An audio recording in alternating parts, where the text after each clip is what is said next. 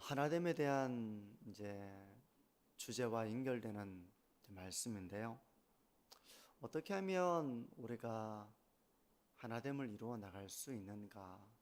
우리 가정도 그렇고 교회도 그렇고 직장이라고 하는 것도 그렇고 사람들이 어울려 살아가는 그 작은 공동체들 속에서 우리는 어떻게 하나됨을 이루어 나갈 수 있는가? 아무도 다투고 갈등하고 그렇게 살고 싶은 사람은 없을 거예요. 그러면 하나됨을 이루어 나가기 위해 우리가 닮아가야 될 주님의 마음은 어떤 것인가, 그 제목으로 말씀을 같이 나누려고 하는데요. 바울은 교회의 하나됨을 이제 말하면서 한 마음이 될 것을 그렇게 권면을 합니다. 교회가 한 마음을 품어야 한다는 것이죠. 특별히 이제 빌립보 교회가 처해 있는 상황은 외부의 핍박과 박해가 있는 그런 상황이었습니다. 그러니 교회가 외부에서 교회를 핍박하고 박해하고 하는 일이 있는데 교회 안에서 서로 다투고 갈등하고 한다면 그 교회는 너무나도 쉽게 허물어지기가 쉽겠죠. 그러니까 바깥에서 성문을 부수고 전쟁을 하는데 똘똘 뭉쳐가지고 전쟁을 하고 성을 지켜내도 쉽지가 않은 것이 전쟁인데 안에서 내분이 일어나고 갈등이 일어나고 미워하고 이런 일이 일어난다면 성을 지켜낼 수가 없는 것이죠. 마찬가지로 이제 교회가 그러해야 한다는 것입니다. 그런데 외부적인 핍박이 없다고 하더라도 교회는 내부에서 일어난 갈등과 미움과 분열에 의해서 얼마든지 허물어질 수 있습니다. 꼭 외부에서 성벽을 부수고 그래야만 성이 무너지는 것이 아니라 내부에서 싸움이 일어나고 내부에서 갈등과 분쟁이 일어나서 이런 가운데 처하게 되면 외부의 공격이 없어도 그 성은 허물어지게 되어 있는 것입니다. 교회도 마찬가지예요. 때문에 교회는 하나됨을 이루어 나가야 하는 것이죠.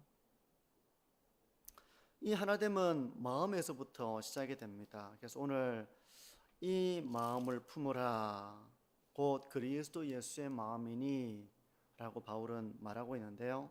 그러니까 우리가 품어야 될 마음, 거기서 이제 좋은 모델로서 예수님에 대해서 바울은 말합니다. 6절에서 8절을 다시 보시면요, 그는 근본 하나님의 본체시나 하나님과 동등됨을 취할 것으로 여기지 아니하시고 오히려 자기를 비워 종의 형체를 가지사 사람들과 같이 되셨고 사람의 모양으로 나타나사 자기를 낮추시고 죽기까지 복종하셨으니 곧 십자가에 죽으심이라. 이 마음을 품으라 그리스도 예수의 마음이니 하면서 예수님의 삶에 대해서 말하고 있습니다. 근데 예수님은 근본 하나님의 본체시나, 사실 이 구절은 신약 성경에서 상당히 난해한 그런 본문 중에 하나예요. 그런 배경을 다 말하기는 어렵겠지만 어떻게 하나님의 본체이신 하나님과 동등하신 그 예수님이 사람들과 같이 되셔서 자기를 낮추시고 어떻게 죽을 수가 있는가? 하나님이 죽을 수가 있는가? 그래서 찰스 웨슬리는 이 구절을 두고 이 모든 것이 신비라고 말했습니다. 하나님은 죽지 않으시는 분이신데, 불멸하신 영원하신 분이신데 그 하나님이 죽으셨다고 하니 이것이 신비구나, 그렇게 찰스 웨슬리는 말했는데요. 그러니까 이 신비라고 하는 것은 우리의 지성으로 다 이해할 수 없는 영역의 일이라는 것입니다. 하나님께서 성육신 하셔서 이 땅에 오신 그 일이 우리의 머리로는 다 이해할 수 없는 그런 신비라는 것이죠.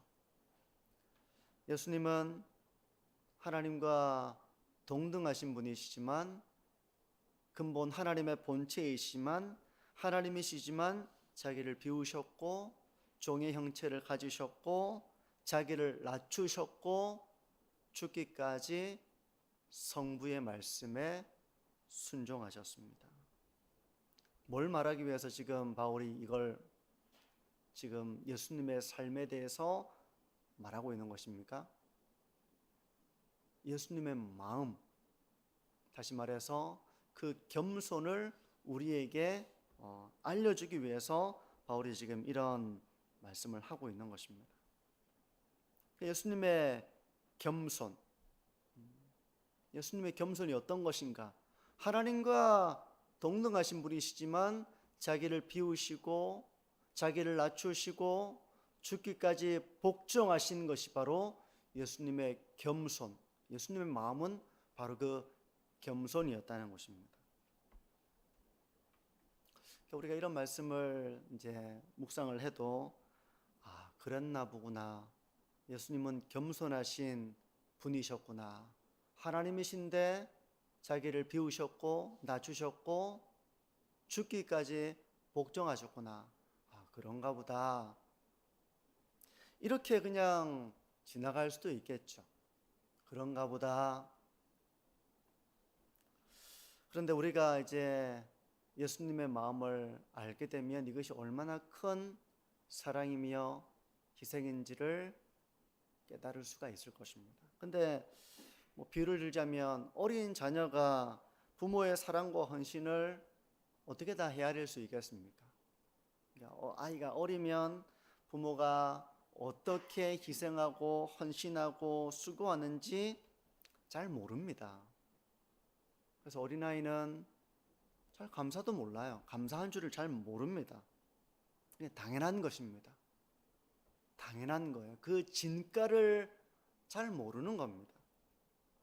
근데 이 어린아이가 자라면서 그걸 조금씩 알게 되죠.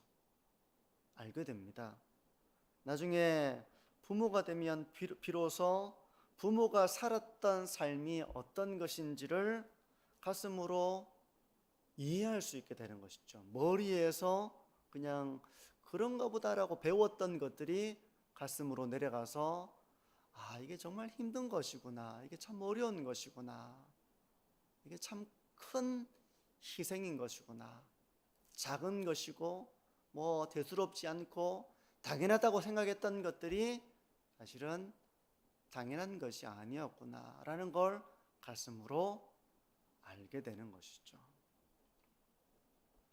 우리가 이런 예수님의 겸손을 가슴으로 이해하려면 어떻게 되겠습니까? 예수님의 겸손을 가슴으로 이해하려면 우리 역시 이 길을 직접 걸어가지 않는다면 이해하기가 어려울 것입니다. 그러니까 우리가 부모가 되어서 자녀를 기르고 자녀를 위해 내가 수고하고 희생하고 그런 삶을 살아가면 부모라는 것이 이런 것이구나라는 걸 비로소 가슴으로 우리가 몸소 겪으면서 알게 되는 것처럼 우리가 예수님처럼 이 길을 걸어가지 않는다면 예수님의 겸손을 알기 어렵습니다. 하나님의 영광을 위해서 욕도 먹어보고 전도하다가 사람들의 그런 비방과 미움도 받아보고 내가 주님의 영광을 위해서 수고하는데 희생을 하면서 참 이 수고를 알아가고 그런데도 사람들이 그것을 알아주지 않고 외로운 이 길을 걸어가는 것을 내가 몸소 그 길을 걸어가 보면 주님의 마음을 조금 알 수 있습니다. 주님 너무 힘들어요. 너무 힘들어요 라고 했는데 이제 그 힘든 자리에 서 보니까 주님의 마음이 보이는 것이죠. 나를 위해서 주님이 얼마나 자기를 낮추셨나, 얼마나 죽기까지 복종하셨나, 나를 위해서 예수님이 어떤 일까지 견디셨나, 이런 것들을 비로소 내가 알아가게 되는 것입니다.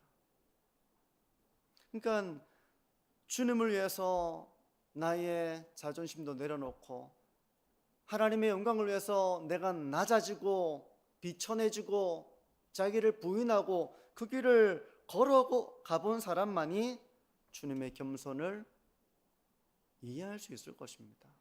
그런 사람이 하나됨을 이루어 나갈 수 있는 겁니다.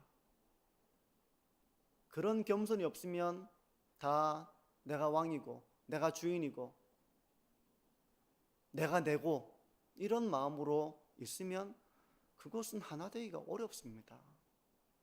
또 하나, 우리가 이 몸소 주님이 걸어가신 길을 따라가다 보면 참 외롭고 지치고 참 나 자신이 막 진짜 세상의 찌꺼기 같고, 사도들이 그런 일을 겪었잖아요. 그 일을 겪으면서 그 길을 걸어가면서 비로소 주님을 알아가게 되는 것입니다. 핏값으로 주의 몸된 교회를 얼마나 사랑하셨는지, 참 그런 주님의 마음 비교해 보면 내가 참 사랑이 부족하다. 그 길을 걸어가다 보면 비로소 우리가 알게 되는 것이죠. 또 하나, 우리가 주님을 바라보고 주님의 삶과 말씀을 묵상하면서 우리는 주님의 겸손을, 그 마음을 알아가게 됩니다. 이건 우리의 삶의 자리에서도 마찬가지예요. 신앙의 사람이 걸어가는 삶을 우리가 지켜보면서 우리가 왜 저렇게 할까라고 우리가 판단할 때가 있죠. 왜 저렇게 할까라고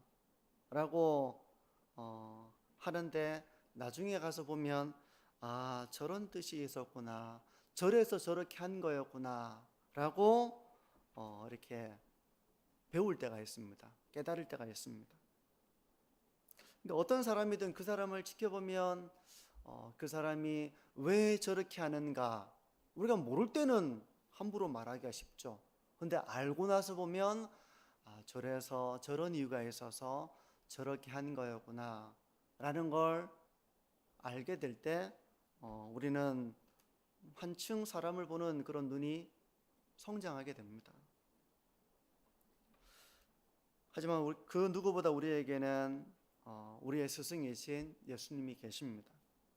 예수님의 삶과 예수님의 말씀을 깊이 묵상하면 비로소 우리가 깨닫지 못했던, 헤아리지 못했던 예수님의 성품과 삶과 그분의 의도와 그분의 사랑을 우리가 깨달을 수가 있게 되는 것입니다. 히브리서 12장 2절은 이렇게 말씀합니다. 믿음의 주요 또 온전하게 하시는 이인 예수를 바라보자. 그는 그 앞에 있는 기쁨을 위하여 십자가를 참으사 부끄러움을 개의치 아니하시더니 하나님 보좌 우편에 앉으셨느니라 하면서 믿음의 주여 온전하게 하시는 이인 예수를 바라보자, 예수를 바라보자, 그렇게 히브리서 기자는 말하고 있습니다. 예수님은 우리로 하여금 믿음의 길을 시작하게 하신 분이십니다. 우리의 믿음은 예수 그리스도 안에서 시작이 되었고요, 우리는 계속해서 그분을 바라봐야 됩니다. 믿음의 주이며 우리를 온전하게 하시는 예수님을 바라봐야 됩니다. 예수님의 말씀과 삶을 묵상해야 됩니다. 그렇게 할 때 우리를 온전하게 하신다는 것입니다. 성도님들은 좋은 사람을 만나서 교제하면 배울 때가 있죠. 뭔가를 배웁니다. 참, 그러면서 나 자신이 배우고 나 자신이 부끄럽고 닮아가려고 하는 이제 그런 선한 영향을 받게 되죠. 혹시 그런 만남을 가져보셨습니까? 만나면서 저분을 참 내가 닮아가고 싶다, 나도 저렇게 해야지라고 참 이렇게 배움이 되는 그런 사람이 있죠. 마찬가지로 우리가 예수님을 바라볼 때 그분의 삶과 그분의 말씀을 우리가 묵상하며 그분을 닮아가고자 할 때 우리는 예수님을 바라봄으로 더욱더 온전한 하나님의 사람이 되어 겸손하게 공동체를 하나 되게 하는 삶의 길을 걸어갈 수가 있는 것입니다. 예수님께서 그렇게 자기를 비우시고 종의 형체를 가지시고 죽기까지 복종하신 이유가 어디에 있습니까? 그건 바로 우리를 죄에서 구원하시기 위해서 그렇게 하신 거였죠. 우리는 예수님이 하나님이시니까 모든 일을 아주 편하게 하셨다고 생각하는 경향이 있습니다. 예수님이시니까 그렇게 하시지, 예수님이니까 그렇게 하실 수 있었지 라고, 예수님이기 때문에 아주 그 일을 편하게 하셨을 거라고 생각할 수 있는데요, 사실 그렇게 생각해서는 안 됩니다. 우리는 누구에게도 또 그렇게 생각해서는 안 돼요. 여러분, 다른 사람이 하는 일은 다 쉬워 보일 수 있습니다. 내가 하는 건 어렵지만 다른 사람이 하는 건 참 어렵지 않게 보이는 경향이 있거든요. 하지만 그렇지가 않습니다. 남편은 아내가 하는 일을 편하다고 생각해서는 안 됩니다. 편한 일이 아닙니다. 아내도 마찬가지로 남편이 늘 출근하고, 남편이 늘 이제 젊은 시절에 이제 이렇게 직장 생활을 하고 늘 반복되는 하나의 일상처럼 생각될지라도 그게 편하다고 생각해서는 안 됩니다. 자녀들도 마찬가지입니다. 부모의 수고 원신이 늘 당연하게 여기고 별로 힘들지 않을 거라고 여겨서는 안 됩니다.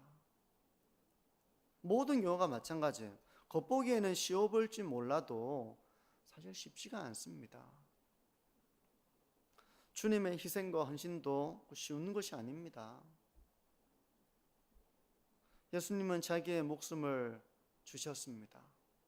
이걸 무엇에 비유할 수 있겠습니까? 그럼 한 나라의 대통령이 임기 동안에 판자촌에서 산다, 엄청난 일이죠. 대통령인데. 근데 그거에 비교할 수 없는 삶을 예수님이 사신 것입니다. 우리를 구원하시기 위해서 예수님이 치르셔야 했던 대가는 사람으로 오셔서 자기를 비우시고 자기를 낮추시고 죽기까지 복종하셔서 십자가에서 죽으신 것입니다. 근데 우리는 이 예수님의 희생을 깊이 생각하지 못하고 도리어 그냥 그렇게 대수롭지 않게 여기면서 살아갈 때가 있습니다. 주님은 죄인된 우리를 위해서 기꺼이 자기 목숨을 바치셔서 교회를 세우셨는데, 우리는 교회를 세워나가기 위해서 자기를 희생하고 자기를 비우고 헌신하고 수고하고 내 자존심을 내려놓고 이런 길을 걸어가지 않는다면 그 교회가 어떻게 하나 될 수 있습니까? 어떻게 하나 될 수 있습니까? 주님은 우리를 위해서 자기를 비우시고 조롱을 받으시고 그런 고난의 길을 걸어가심으로 우리를 세우셨는데, 우리는 그런 주님을 본받지 않고 어떻게 하나됨을 이루어 나갈 수 있습니까?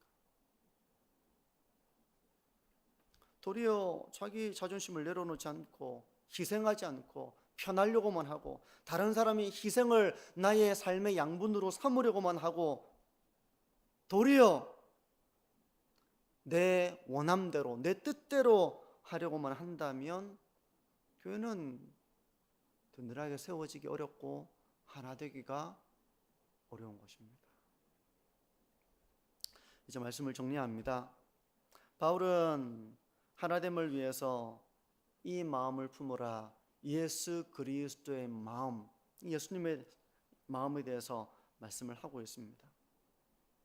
교회를 향한 예수님의 마음은 사랑과 희생과 자기 비움과 자기를 낮추신 겸손의 마음이었습니다.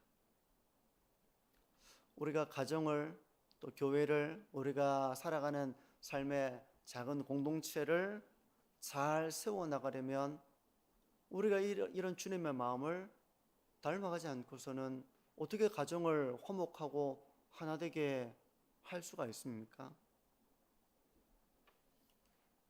주님의 마음으로 성도를 바라보면, 다른 사람을 바라보면 품지 못할 영혼이 없습니다. 우리가 종종 너무 괴로워서 기도할 때가 있죠. 살다 보면 사람 때문에 힘들 때도 있잖아요. 그럼 어떻게 하십니까? 기도하죠. 하나님 너무 힘들어요. 그런데 우리 역시 그런 자였다는 것을 기억해야 됩니다. 나도 하나님의 뜻을 따르지 않고 자기 소견에 옳은 대로 살아가던 그런, 이전에는 그런 자였던 것이죠. 그런 나를 위해서 예수님이 낮아지시고 죽기까지 복종하신 것을 우리가 생각한다면 우리가 품지 못할 사람은 없는 것입니다. 우리가 이런 주님의 마음을 바라보면, 그리고 이것을 깨닫게 되면 기꺼이 우리가 할 수 있는 작은 희생과 헌신의 길을 걸어가는 그 겸손을 품을 수가 있는 것이죠. 성도 여러분, 이런 주님의 마음을 우리가 닮아가도록 믿음의 주여 온전하게 하시는 이인 예수님의 삶과 그분의 말씀을 우리가 늘 묵상해야 됩니다. 그리고 주님께서 걸어가신 그 길을 몸소 우리가 걸어가야 합니다. 신앙은 머리로만 배우는 것에서 끝나는 것이 아니라 내가 깨달은 대로 내가 한 걸음씩 순종하고 살아가는 것입니다. 예수님을 따라가는 것입니다. 그게 신앙이잖아요. 예수님을 따라가면서 헌신을 하나도 안 했다면, 다른 사람의 헌신을 통해서만 내가 살았다면 이제 내가 할 수 있는 헌신을 하는 것입니다. 내가 할 수 있는 희생의 길을 걸어가는 것입니다. 내가 할 수 있는 나의 내려놓음의 길을 걸어가는 것입니다. 내가 할 수 있는 용서의 길을 걸어가는 것입니다. 처음부터 우리가 이 일을 엄청나게 하지는 못한다 하더라도 한 걸음씩 한 걸음씩 주님이 걸어가신 그 길을 걸어가다 보면 주님이 보이는 것이죠. 주님께서 이 길을 이렇게 걸어가셨구나.